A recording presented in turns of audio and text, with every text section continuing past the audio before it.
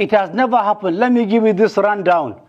As I'm talking to you now, over 16 permanent secretaries who had served their legitimate 35 years in service, who had retired and have collected their pension and are collecting their gratuity, have suddenly been brought back into public service as permanent secretaries, thus collecting a monthly salary, collecting their gratuity every month, collecting their pension every month, having paid their gratuity long ago. Why are they back?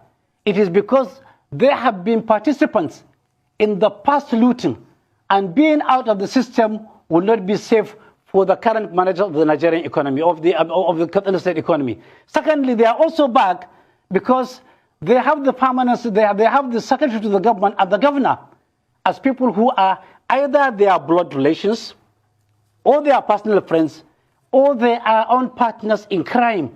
Therefore, keeping them longer outside the system of government will not be safe for them and will be giving the governor and the SSG sleepless nights. Number two, where you have a cashier, there is a cashier called Masaudu.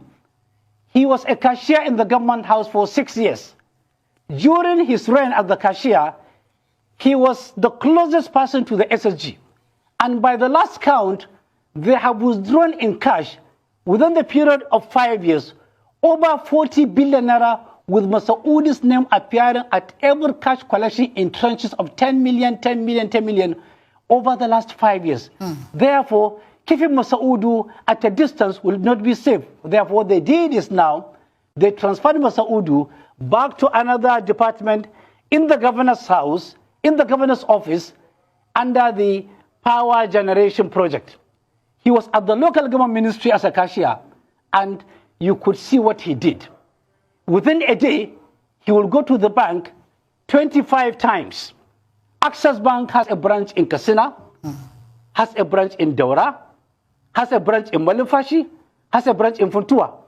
Now, in a kind of unbelievable behind-the-scene power, you will see in bank statement the same cashier, Masaudu, have visited Malumfashi with 20 checks of 10 million naira, let's say on 1st January, and he has cashed them. In the same day, he has been to Daura with 32 checks of 10 million naira, cashed them. In the same day, he was in Katsina Central with 28 checks of 10 million naira, cashed them.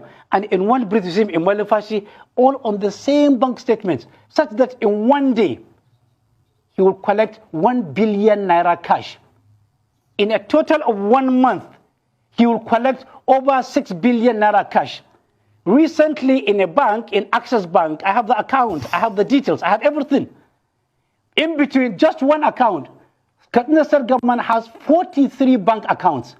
In just one account, in 5 years, Masaudu Aliyu collected 11 billion 498 million in cash. One begin to wonder, where is EFCC? Where is NFIU? Where is the central bank? Where is NDIC? Where are all other financial regulating organizations when this nonsense is happening? The tragedy in Katsina is being orchestrated and is being supported by all banks that have Katsina State government account in their banks. They are complicit. They are conniving with government officials to steal people's money for selfish and irresponsible reasons. I will go further again. You have somebody who is just on level 10. Just last week, there were appointments.